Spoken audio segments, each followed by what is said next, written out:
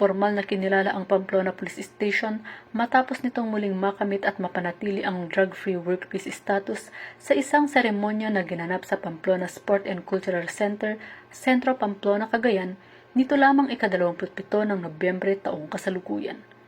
Ang naturang pagkilala ay patunay ng matatag na suporta ng istasyon sa internal cleansing program ng PNP at sa pagpapatupad ng disiplina, etika at isang ligtas at drug-free na kapaligiran sa hanay ng kapulisan. Kinatawan ni Police Major Florentino P. Maralag, Acting Chief ng Police Community Affairs and Development Unit, si Police Colonel Mardito G. Anguluan, Provincial Director ng Cagayan PPO, upang ihatid ang pagbati at mensahe ng pagpapalakas loob ng opisyal sa mga tauhan upang patuloy na pairalin ang integridad at kahusayan sa serbisyo.